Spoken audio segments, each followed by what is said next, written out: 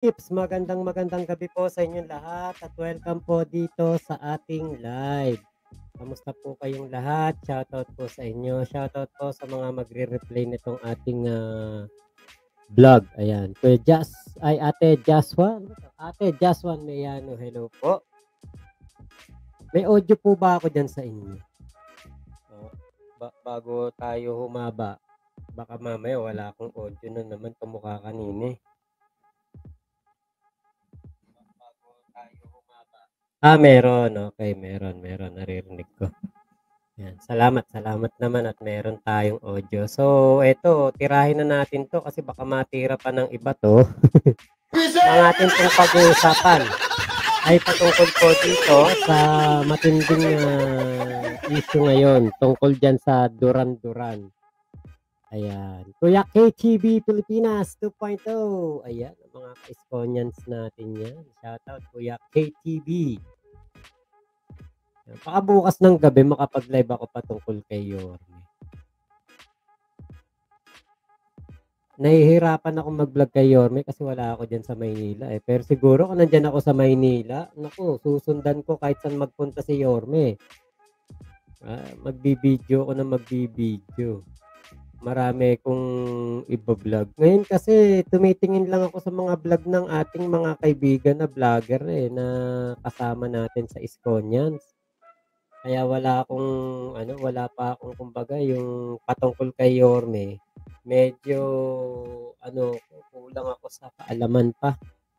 Pero nanonood tayo ng mga vlog nila. So, bukas po ng gabi, makapag-live tayo about Yorme Isko Moreno. So, ito po ang ating topic. Patungkol nga po dyan patungkol po dito sa napakainit na issue patungkol po sa Duran-Duran. Ayan. At meron na po kagad tayong nakita na nagsasabi, ano na daw po yan for impeachment na daw yan. Imagine niyo yun niregaluhan ka ng isang birthday bash, birthday party para sa'yo, inorganize ng mga kaibigan mo, magiging dahilan ng impeachment ni PBBM. Yan yung medyo parang nagtataka ako. Parang may nakakalimutan ng mga DD shit. Parang meron kayo nakakalimutan. Papaalala ko sa inyo mamaya. Ngayon, puntahan po natin itong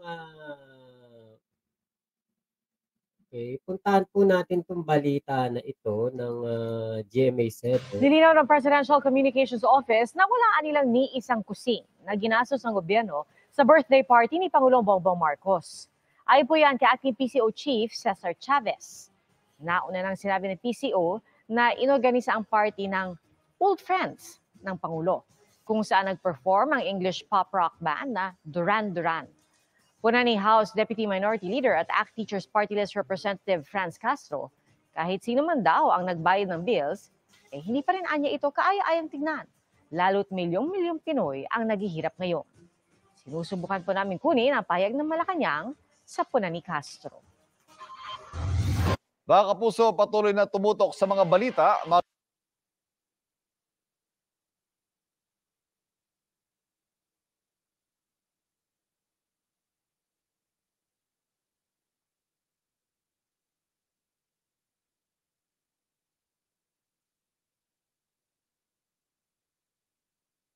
Presidential Communications Office na nag-perform sa birthday party ni Pangulong Bongbong Marcos ang English pop rock band na Duran Duran. Anila, inihanda ng mga kaibigan ng Pangulo ang birthday party na ginanap sa isang hotel sa Pasay. Sabi ng PCO na surprise daw ang Pangulo sa party. Doon lang daw nalaman ng Pangulo na imbitado para mag-perform ang grupo. Bago ito, ipinagdiwang daw ni PBBM ang kanyang kaarawan sa opisina at nagtrabaho, kabilang pagbisita sa mga magsasaka. Binuksan din daw ang gate ng Malacanang kung saan may mga food booth at welcome na pinapasok ang mga tao. Mga kapuso, patuloy na tumutok sa mga balita.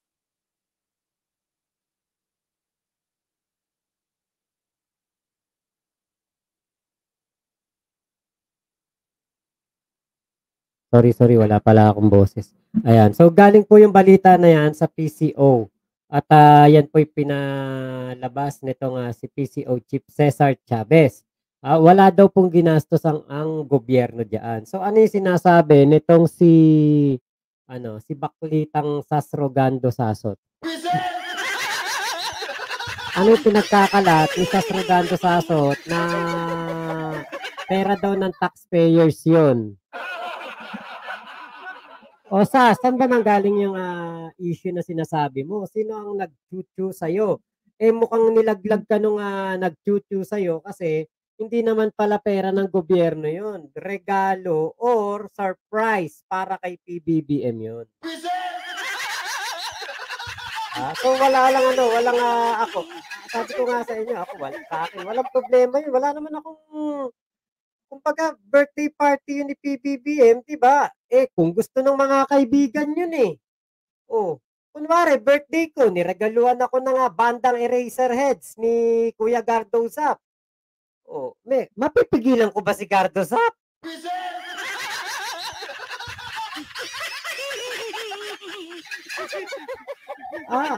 Kunwari, birthday ko, niregaluhan ako ni Ate Cor Salcedo. Yung bandang Kamikaze, pinapunta niya sa bahay namin at kumanta sa bahay namin. Masama ba yun? Bawal ba yun? Actually, hindi yun material na bagay Ang natatawa ko, meron kagad mga DD sheet, sabi, impeachment na daw yan para kay PBBM. Yun daw nagregalo kay PBBM nung birthday bash na yun o birthday party na yun, yun na daw ang magiging dahilan ng impeachment complaint para kay PBBM. Sabi ni Maria Concepcion Zubiaga, good evening, Mac Pablo. Iniisip kasi nila baka may hingi na pabor ang mga kaibigan, di ba? Sigurado naman ako, walang kapalit yun. Una, alam naman nila yung batas, di ba? Watching from QC. Yun nga po.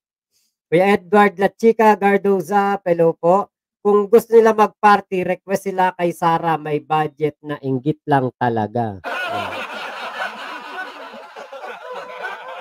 Diba sa totoo lang po, wala naman po talagang yun. Wala po talagang problema yun Ang masama, binigyan ng kotse si PBBM. Binigyan ng, kunwari, Tesla.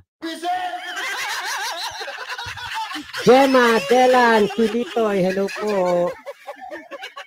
Diba, kunwari, binigyan ng Tesla si PBBM o kaya binigyan ng isang LaFerrari.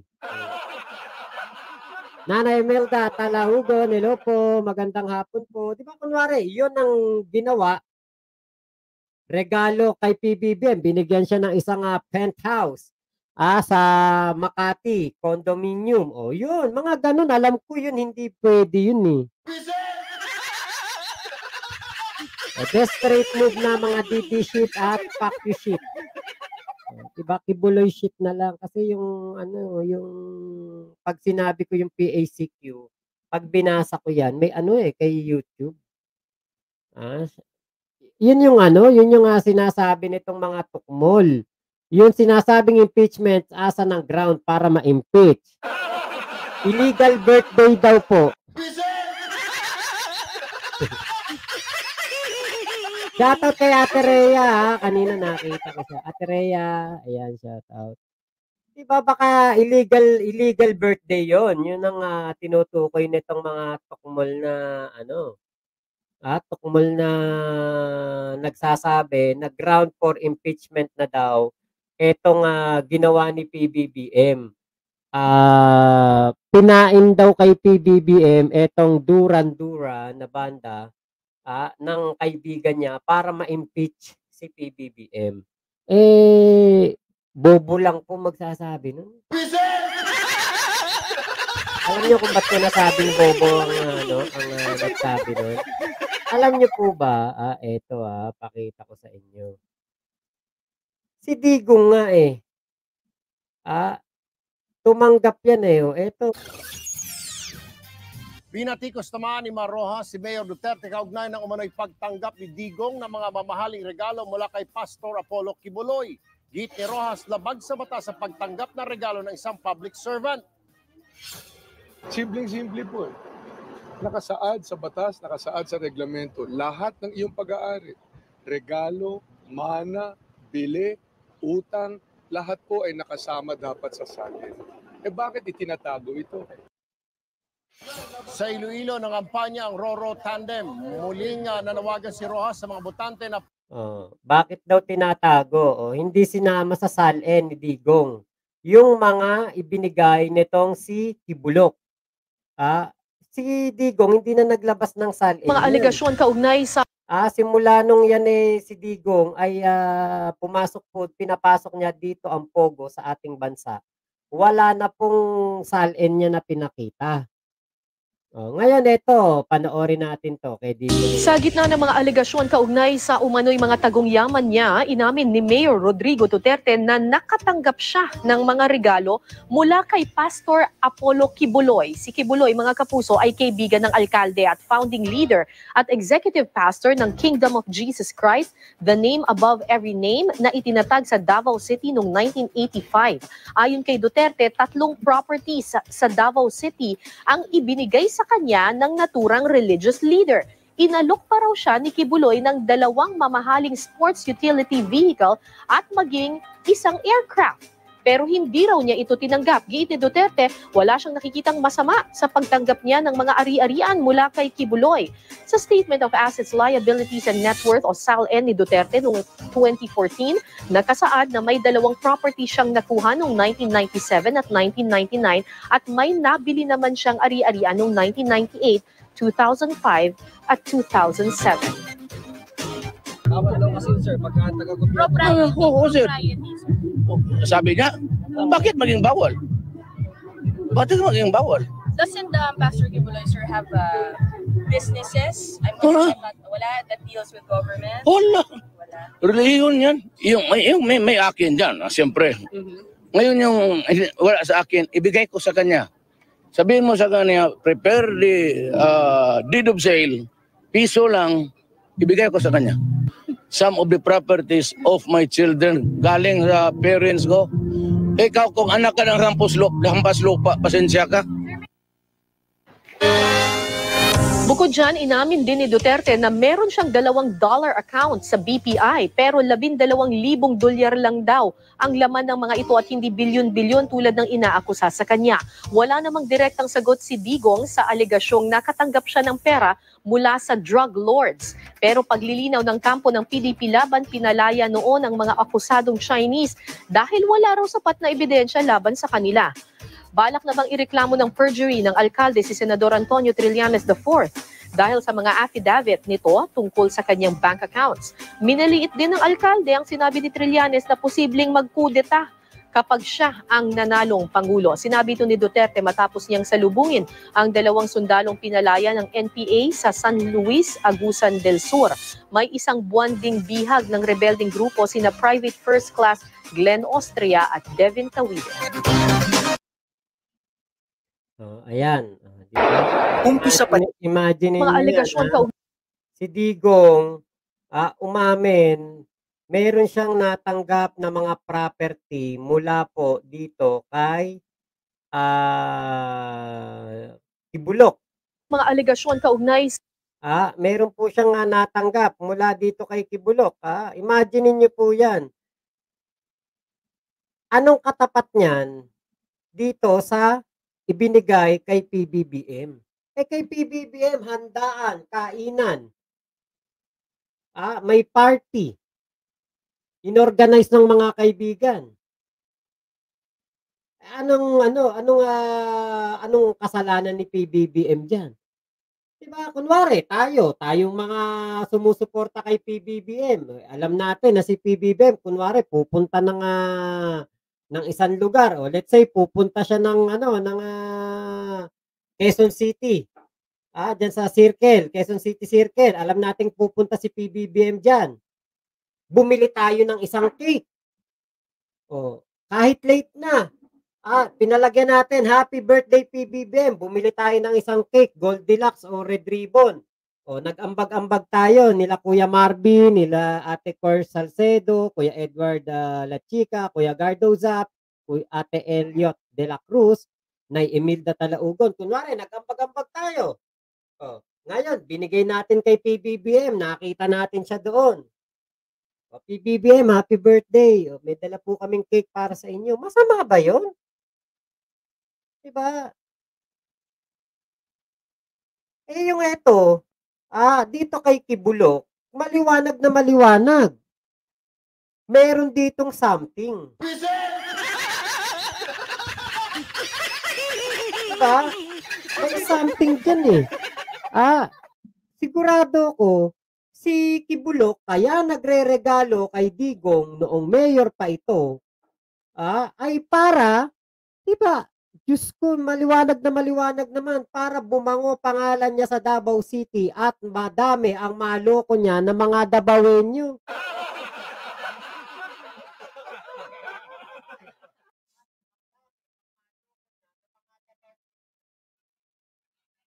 Diba? Yun ang ano niyan eh, yun ang aking hinala diyan. Kaya ganyang nagregalo si Kibulok. Biruin mo, regaluhan mo ng property yung mayor, kaano-ano mo ba yan? Hindi mo naman kaano-ano yan, di ba? Regaluhan mo ng ganyang kalaking regalo, property, dalawa. Inoperan pa ng SUV sa kanang aircraft. Imagine niyo po kung gaano po kalaki ang naging problema dito. Oh, nung naging presidente si Digong, ginawa niyang spiritual advisor etong si Kibulok. Kahit wala naman tong trabaho, kahit wala naman tong ginagawa, sumasahod.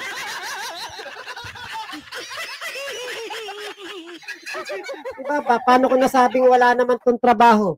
Putang ina, saka nakakita may spiritual advisor, yawa ng yawa. Pati Santo Papa minumura.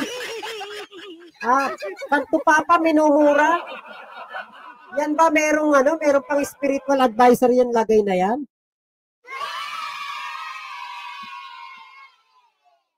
Di ba nakakapagtaka naman anong ginawa ni Kibulok? Oh, kung sa bagay, anti-Kristo tong si Kibulok, kaya siguro pinapamura niya yung Santo Papa eh. Di ba? Kasi si Kibulok, anti-Christ po ito. Hindi po ito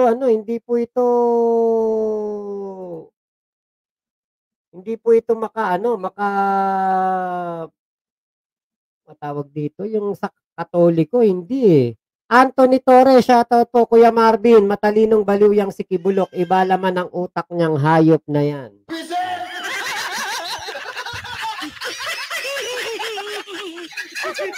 Evil spirit yang magkumpare na yan. Yun nga po yung hinala ko eh. Diba? Ang ginawa nitong dalawang to, nung naging presidente si Digong, yun na, doon na nagkaroon ng malaking utang ang Pilipinas. Ang laki ng naging utang natin. 7 billion. O tapos anong sabi ni Arlene Stone? Yun daw build program ni Digong, yung iba daw nandiyan sa KOJC.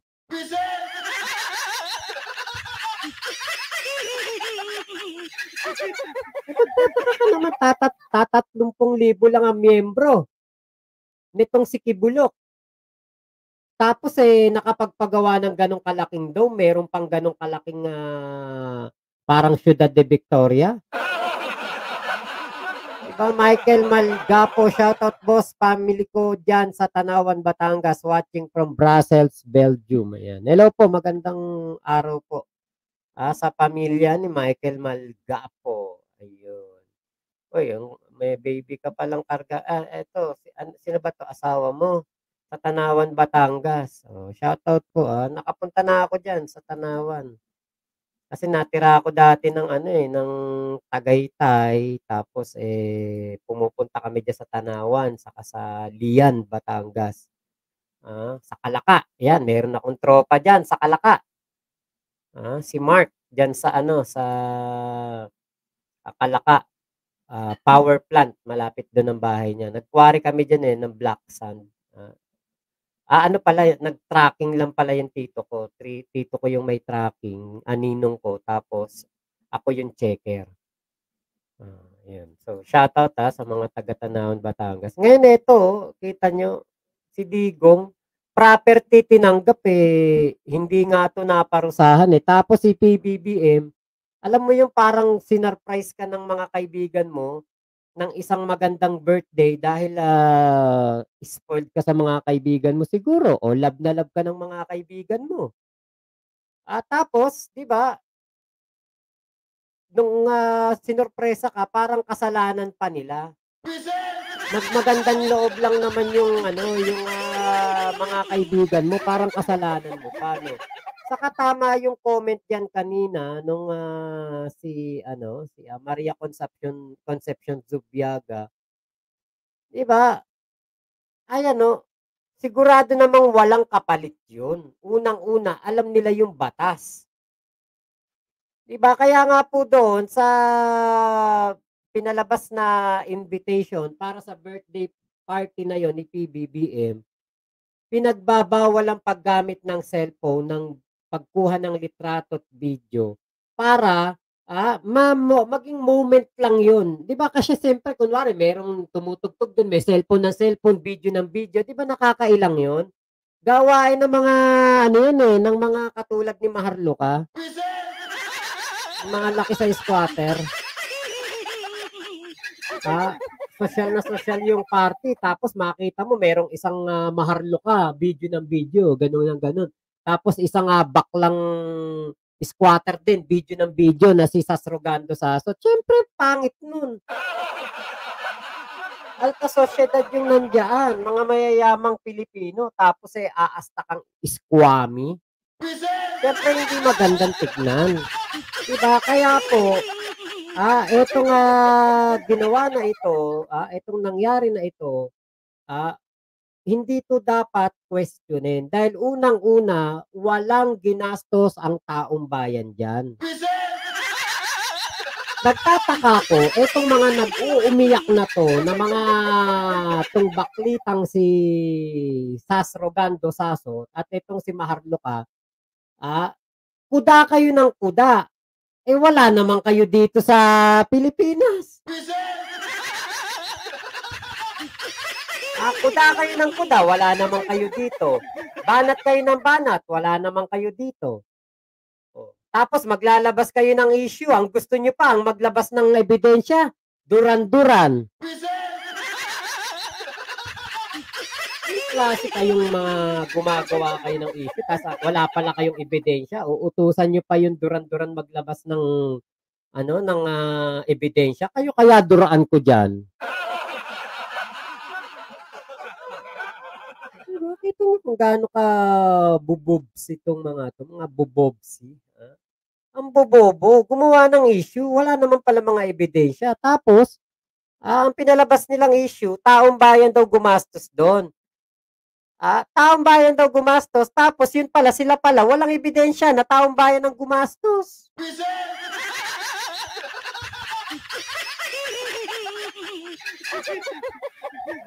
Talaga, ang gagaling lang